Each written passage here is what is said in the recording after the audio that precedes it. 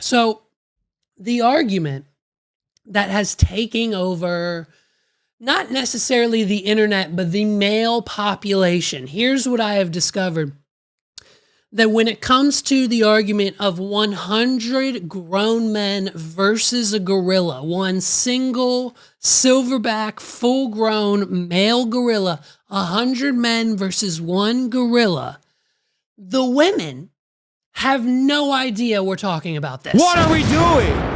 The female population, aside from maybe 10% who actually like and talk to their boyfriends, don't know about this argument. This 100 men versus one silverback gorilla is the 2025 Roman Empire for all men. What are we doing?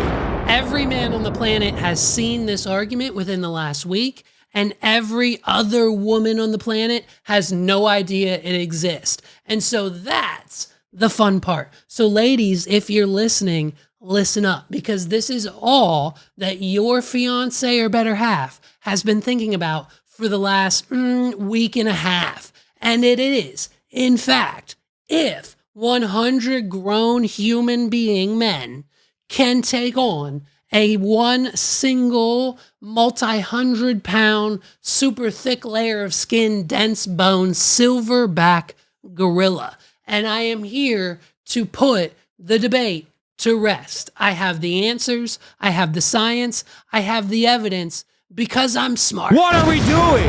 And I've thought about it. I've listened to the arguments. I've been on TikTok on both sides, okay?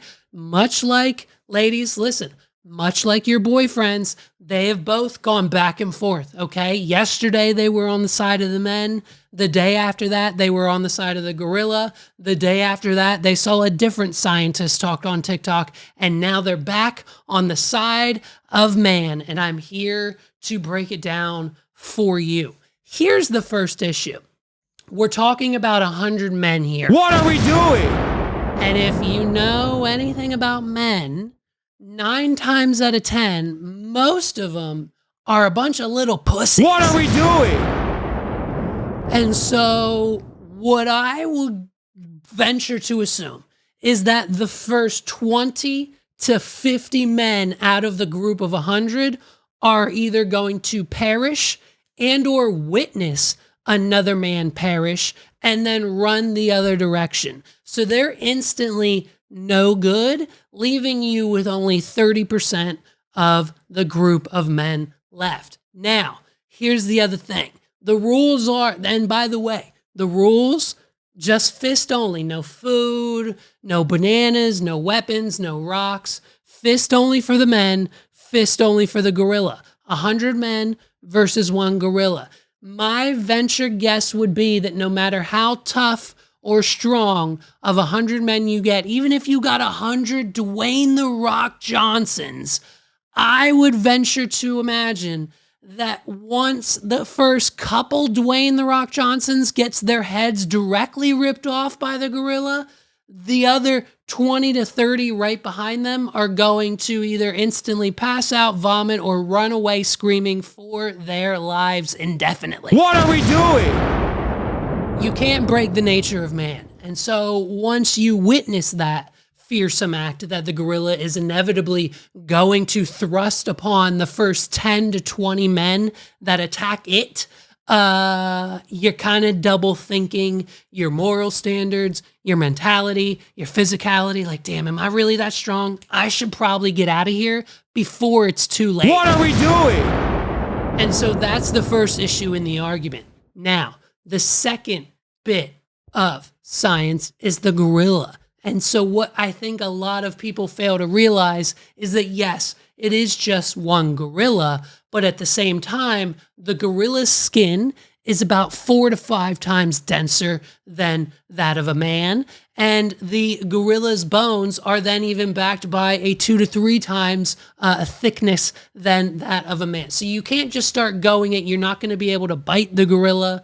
You're not going to easily be able to break his arms. What is going to happen first for the gorilla is, if anything were to happen, the gorilla would potentially become tired after slaughtering anywhere from 30 to 50 of the men. So if the remaining half of the group of men can be smart, and at that pivotal moment when the gorilla needs to necessarily rest, then they might be able to strike and get something done as a group. But at the end of the day, we're still just talking about one gorilla versus 100 men. And when you look at gorillas fight, I mean, look at this right here. Just look at these two. I mean, what's your plan now? When you see something like this, what do you think the men are going to then do differently than what just another gorilla would do? I mean, it's full on like, oh. Where's the zookeeper? The zookeepers are hiding, lady, because it's just nature. This is what happens, okay?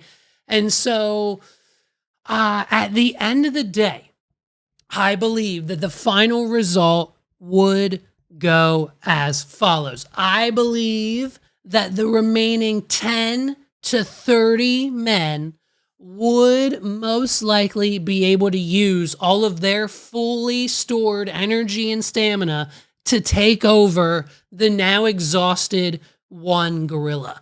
Because in order for the gorilla to actually get through, I don't know, 70 to 80% of said 100 men, it's going to deplete anywhere from 60 to 75% of its energy. And so with only 25% of health left, you really would need to go up against probably a lot less men. So I think at the end of the day, the sheer number of men will outweigh the energy of the gorilla, but it's not going to come without consequence for probably 70 to 85% of the men involved. What are we doing? You know what I mean? And so then the question just then becomes, what does necessarily 10,000 gorillas against 1 million men look like? And thanks to AI and computer generation, it looks exactly like this. And so when you have 1 million grown men versus 10,000 gorillas, you know, things get a little interesting, okay? Things get a little, dare I say, it doesn't end well for the 1 million men in this situation. But again, we can't really test this in real life. I think Mr. Beast is trying to put something together, but at the end of the day, I don't think he'll get the permits and or permission and or signatures to sign off on a like 10 men versus 1 gorilla style Mr. Beast video. You know what I mean? What are we doing?